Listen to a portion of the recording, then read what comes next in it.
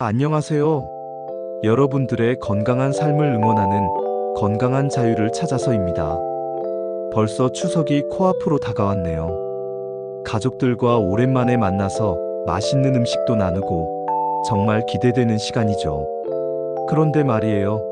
제가 요즘 많이 받는 질문이 하나 있어요. 저 다이어트 중인데 추석 때 어떡하죠? 송편도 먹어야 하고 전도 부쳐야 하고 정말 걱정이에요. 이 마음 정말 잘 알겠어요. 몇 달 동안 열심히 운동하고 식단 조절해서 겨우겨우 빠진 몸무게인데 추석 3일 만에 다시 원점으로 돌아갈까봐 걱정되시죠? 특히 우리 어르신들은 더 그렇잖아요. 나이가 들수록 살 빼기가 어려워지는데 한 번 찐 살은 빠지기가 참 힘들어요. 그래서 오늘은 제가 추석 연휴에도 다이어트를 포기하지 않을 수 있는 아주 실용적인 방법들을 준비했어요. 걱정 마세요. 추석이라고 해서 다이어트를 완전히 포기할 필요는 없어요. 조금만 알고 계시면 가족들과 즐겁게 음식도 나누면서도 건강한 몸무게를 유지할 수 있답니다. 1. 물 많이 마시기의 비밀. 자, 그럼 첫 번째 팁부터 알려드릴게요. 바로 물 마시기예요. 에이, 물이야 원래 많이 마셔야 하는 거 아니에요? 하실 수도 있겠지만 추석 때는 특별한 방법이 있어요. 먼저 아침에 일어나자마자 미지근한 물 한 컵을 드세요. 찬물 말고 미지근한 물이에요. 우리 몸이 밤새 잠을 자면서 수분이 많이 빠져나갔거든요. 그래서 아침 첫물 한 컵이 정말 중요해요. 그리고 이게 핵심인데요. 식사 30분 전에 물을 한 컵 더 드세요. 특히 추석 때는 평소보다 기름진 음식을 많이 먹게 되잖아요. 식사 전에 물을 마시면 위가 어느 정도 채워져서 자연스럽게 음식량이 줄어들어요. 제가 항상 말씀드리는 건데 우리 뇌는 배가 부르다는 신호를 받는데 20분 정도 걸려요. 그래서 빨리 먹으면 배가 부른 줄 모르고 계속 먹게 되는 거예요. 그런데 미리 물을 마셔두면 이런 문제를 줄일 수 있어요. 하루에 몇 잔 정도 마셔야 하나요? 하고 물어보시는데 대략 8잔 정도가 적당해요. 하지만 추석 때는 평소보다 짠 음식을 많이 먹게 되니까 10잔 정도로 늘려주시면 좋아요. 특히 전을 부칠 때 간장에 찍어 먹고 나물도 짭짤하게 무치잖아요. 이럴 때는 물이 더 필요해요. 한 가지 더. 식혜나 수정과 같은 전통 음료 대신 물이나 보리차를 드세요. 식혜 한 잔에는 생각보다 당분이 많이 들어있어요.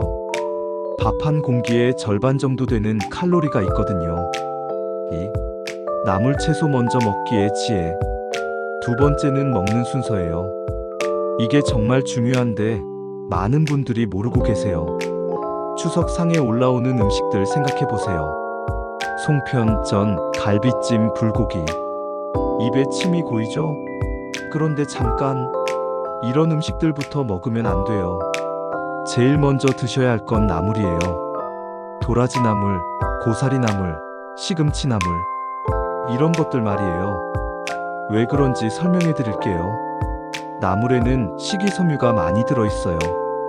이 식이섬유가 위에서 물을 흡수해서 부피가 커져요. 그러면 자연스럽게 포만감을 느끼게 되고 다른 기름진 음식을 덜 먹게 되는 거예요. 또 하나, 나물을 먼저 먹으면 혈당이 천천히 오르거든요. 만약 송편이나 전부터 먹으면 혈당이 급하게 올라가요. 그러면 우리 몸은 당분이 많이 들어왔네 하고 인슐린을 많이 분비해요. 그런데 이 인슐린이 바로 살을 찌게 하는 주범이에요. 그러니까 순서가 중요해요. 나물 국물전이나 구이 송편 순서로 드세요. 특히 김치도 좋아요. 김치에는 유산균이 많아서 소화에도 도움이 되고 매운맛 때문에 천천히 먹게 되거든요. 그리고 김치의 캡사이신은 신진대사를 높여주는 효과도 있어요. 나물이 짜지 않을까요? 걱정하시는 분들 있으실 텐데 집에서 만들 때 소금 대신 들깨가루나 참기름을 조금 더 넣으시면 맛도 좋고 몸에도 좋아요. 3. 간식의 함정을 피하자. 세 번째로 말씀드릴 건 간식에 관한 이야기예요. 추석 때 가장 위험한 게 바로 간식들이에요. 약과 강정, 산자, 그리고 과일. 조금씩만 먹으면 괜찮겠지? 하는 마음으로 하나 둘 집어 먹다 보면 어느새 엄청난 칼로리를 섭취하게 돼요. 약과 하나에 얼마나 많은 칼로리가 있는지 아세요? 작은 거 하나에도 100칼로리가 넘어요. 그러니까 약과 3개에서 4개만 먹어도 밥 반 공기 정도의 칼로리예요. 그럼 어떻게 해야 할까요? 완전히 안 먹을 수는 없잖아요. 가족들이 정성스럽게 준비한 것들이고 추석에 정취도 있고 제가 추천하는 방법이 있어요. 한 접시 법칙이에요. 작은 접시 하나에 오늘 먹을 간식의 양을 미리 담아두세요. 약과 2개, 송편 2개 이렇게 말이에요. 그리고 그것만 먹기로 약속하세요. 봉지째 들고 먹거나 큰 그릇에서 집어 먹으면 얼마나 먹었는지 모르게 돼요. 특히 과일도 조심하셔야 해요. 과일은 몸에 좋잖아요. 하시겠지만 추석 때 먹는 사과, 빼, 감 같은 과일들은 당분이 생각보다 많아요. 사과 한 개에도 100칼로리 정도 있거든요. 과일을 드실 때는 식사와 식사 사이에 드세요. 그리고 하루에 사과 반 개, 배 반 개 이 정도면 적당해요. 또 하나 팁을 드리면 견과류를 조금씩 준비해 두세요. 호두나 아몬드 같은 것들 말이에요. 단 음식이 당길 때 견과류 2개에서 3개를 천천히 씹어 드시면 단맛에 대한 욕구가 줄어들어요. 4. 조리법을 바꾸는 작은 지혜. 네 번째는 조리법에 관한 이야기예요. 전을 부칠 때 기름을 평소보다 적게 쓰세요. 팬에 키친타월로 기름을 살짝 발라주는 정도면 충분해요. 그리고 전을 부친 후에는 키친타월로 기름기를 한 번 더 닦아주세요. 갈비찜이나 불고기를 만들 때도 마찬가지예요. 고기의 기름기를 미리 제거하고 요리하면 칼로리를 많이 줄일 수 있어요. 그리고 설탕 대신 배나 사과를 갈아서 넣으면 단맛도 나고 더 건강해요. 나물을 무칠 때도 참기름을 너무 많이 쓰지 마세요. 참기름 한 큰술에도 120칼로리나 돼요. 대신 들깨가루를 사용하시면 고소한 맛도 나고 몸에도 좋아요. 송편을 만들 때는 소를 조금 적게 넣으시고 꼴 대신 올리고당을 사용해 보세요. 맛은 비슷하지만 칼로리는 줄일 수 있어요. 국물 요리를 할 때는 기름층을 제거하는 게 중요해요. 국물이 식으면 기름이 위로 떠오르잖아요. 그걸 숟가락으로 걷어내시면 됩니다. 이것만 해도 칼로리가 많이 줄어들어요. 자, 이제 마지막으로 제일 중요한 이야기를 해드릴게요. 혹시 추석 연휴 동안 계획했던 것보다 많이 드셨다고 해서 너무 자책하지 마세요. 인간이니까 그럴 수 있어요.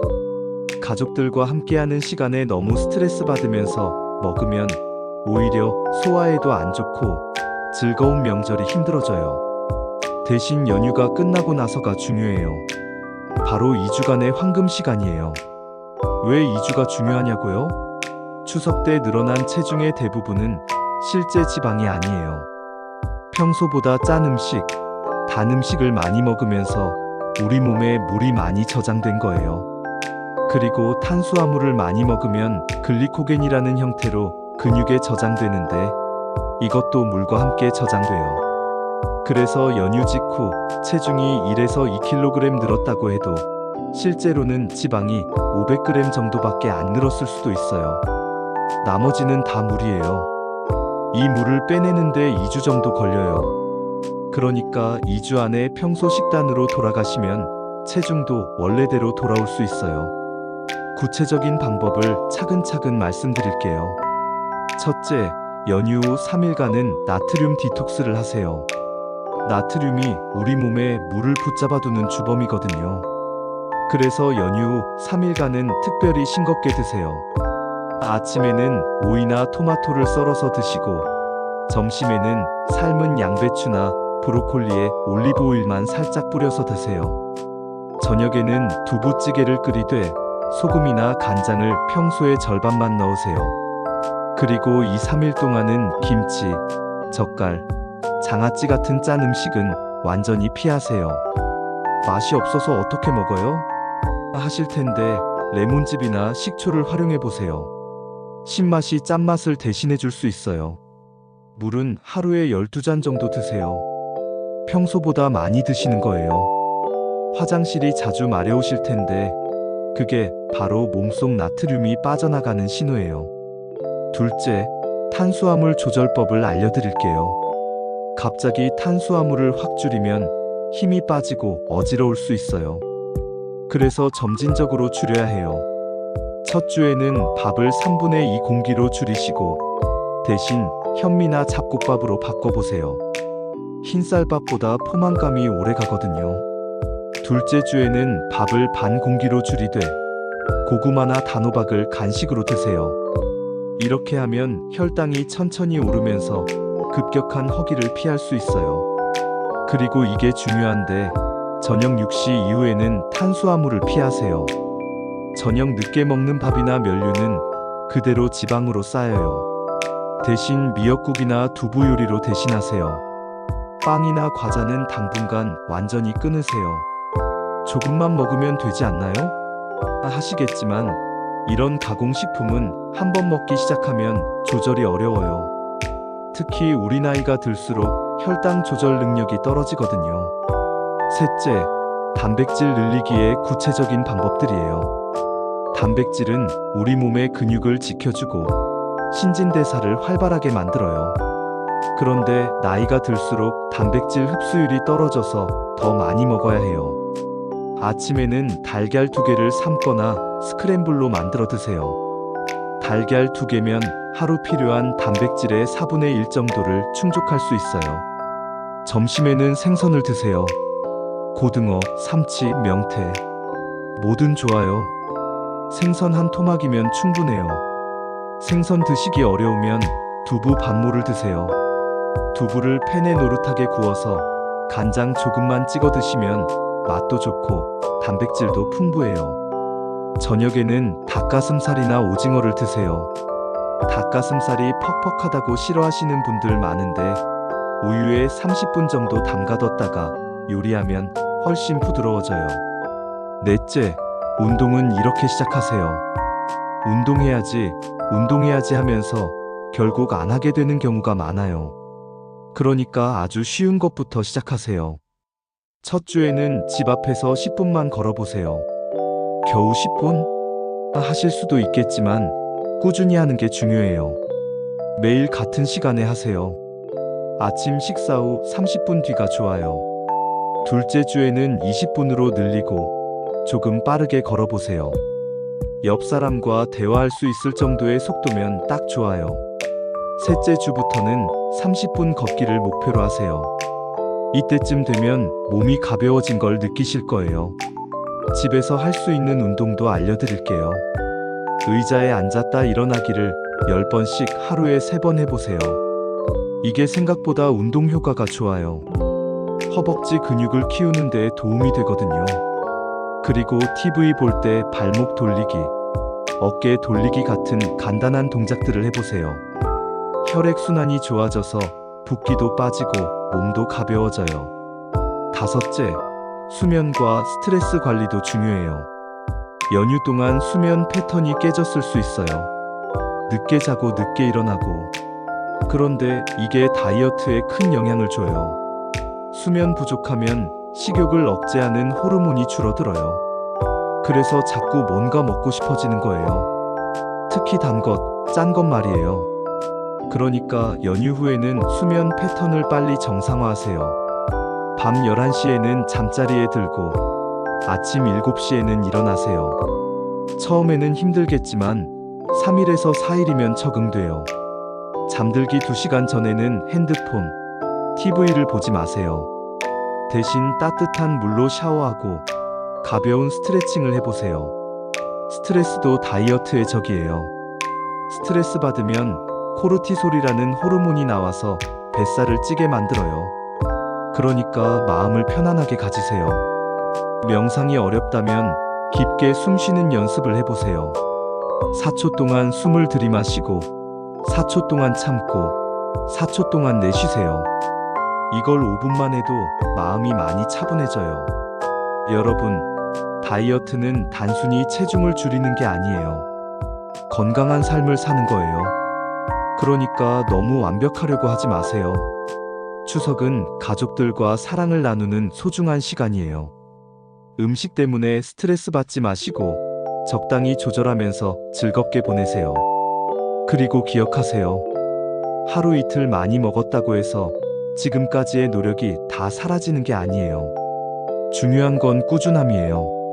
다시 일어서서 하루하루 건강한 선택을 하시면 됩니다.